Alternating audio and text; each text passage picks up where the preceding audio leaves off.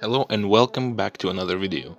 Today we will continue going through the free-to-play bestiary, and today we'll be going over the loot box that fights back, Dan the average man, and some giant vermin. Whilst recording this video I realized that my rules need to be adjusted slightly, so from now on creatures with different levels will no longer be treated as separate entries on the list if their loot doesn't change depending on their level. And also creatures that are the same level and have a practically identical drop table will be treated as one entry like man and woman. Lastly, named characters like Narf and others will be ignored. Now that that is out of the way, I think there is no more reason to hesitate, so let's just jump into the video.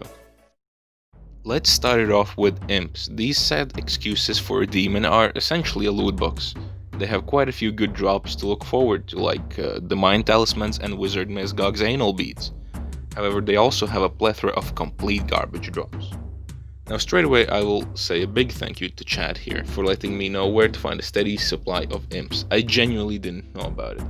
Either way, after spending an hour on a somewhat active volcano killing these creatures, I accumulated a large amount of loot that is too extensive to tell you about. But I can tell you that I did make myself a small free-to-play fortune. After selling everything I managed to make roughly 63,000 coins. And that's including the money I spent to travel to Karamj and back. The second contestant today is Dan the Average Man, who is so utterly boring that I had to make up Dan the Average Man to make it seem at least a tiny bit more entertaining. Of course we're talking about men. Due to them having basically the same drops as women, I put them together as one creature. Why is it Dan the Average Man then, not the average woman? Dunno, probably some toxic patriarchy shit, couldn't care less. Anyway, no one expects these dudes to be a diamond in the rough. I did not expect to make a lot of money from them. Either way, my expectations were low, but holy fucking shit, I spent an hour killing them. I wasted a whole fucking hour for a profit of 3,000 coins.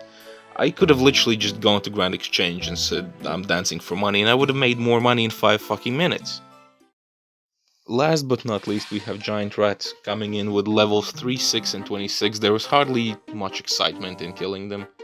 With their only drop being raw rat meat, the hour went past rather slowly, but at least I wasn't killing Dan the Average Man again, anything but that, please.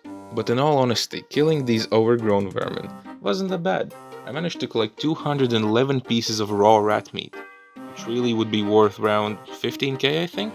But upon reaching Grand Exchange and putting them on for sale, I received a pleasant surprise. I guess someone was pretty desperate for that rat meat and instead of 50k, I got 42,000 coins. Now when I edit the list of ratings, I will still put down 15k as the profit per hour for these giant rats. But who knows, maybe someone else can get lucky the same way I did.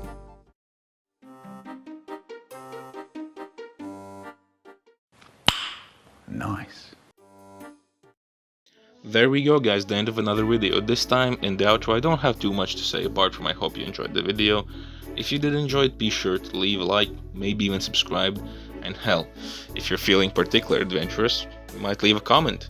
Who knows, maybe exactly your comment will come in handy just like Chad's did. Either way, I'm starting to ramble too much. I will bid you farewell and see you in the next video.